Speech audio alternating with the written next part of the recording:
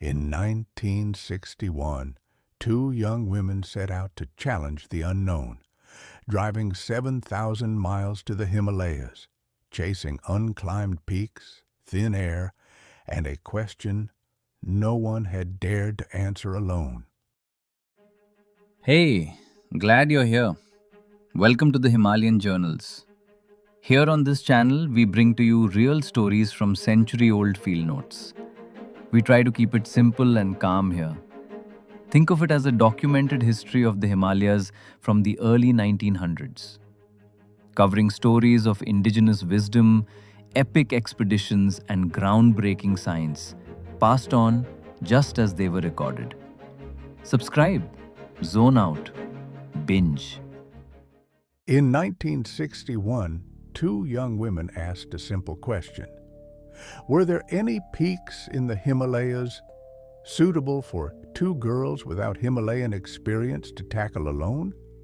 They put the question to John Jackson of the Mountaineering School in North Wales. To their surprise, he was enthusiastic, and he became advisor, supporter, and later patron of their Women's Kulu expedition.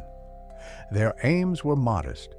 They wanted to see the Himalayas and try an unclimbed peak, even a small one. After years on the peaks of Britain and the Alps, they wished to go somewhere no one had been before.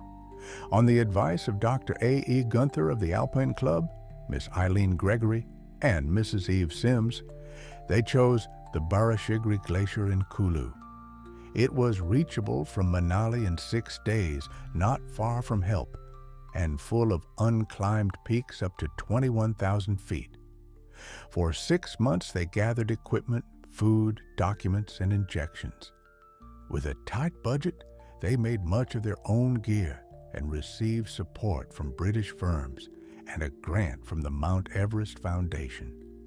They borrowed money for a second-hand Land Rover and drove 7,000 miles to India in 6 weeks, pausing once to climb Mount Olympus at 9,570 feet.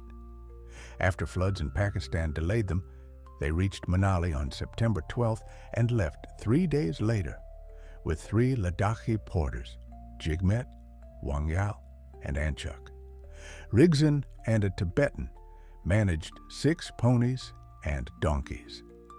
Their route crossed the 13,050-foot Rotang Pass, the Chandra River at Chatru, and on to Batal and Shigri.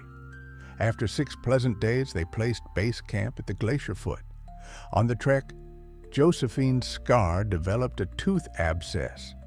With Anchuk, she returned to Chatru, found a young Indian doctor reading The Return of the Native, and after 10 minutes of treatment, was cured. Back at base camp, Barbara had already carried loads up the glacier. Soon all 5 moved to Linham's old camp, then to advanced base camp at 15,000 feet. They explored a tributary glacier toward Central Peak, 20,600 feet, which Dr. Gunther had photographed in 1953. At 16,000 feet, they glimpsed the ice wall and rocky buttresses and knew they were on the right path. Camp moved to 16,500 feet, then to 18,000 feet in a wide snow basin below Central Peak and Lion.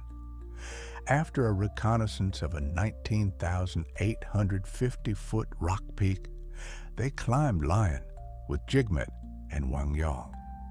Starting at 7 a.m., they crossed crevasses, scrambled rock, and climbed snow to the summit of their first 20,000-foot peak. It took 6 hours up and 2 down. After a rest day, they attempted Central Peak by the southeast face. Granite walls gave good climbing, and at 12 p.m., they reached the South Ridge.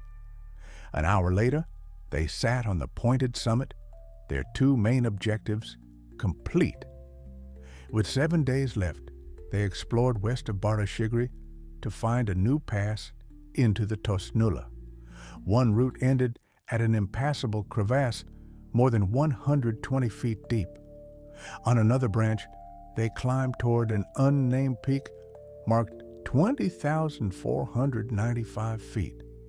After one failed attempt, they found a better route and climbed again. At 3:30 p.m., they reached a point 50 feet below the true summit and turned back with only 3 hours of daylight left.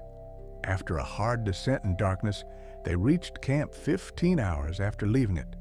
With food nearly gone, they hurried down, reaching base camp with only 1/4 pound, margarine, and 1 spoonful of jam left.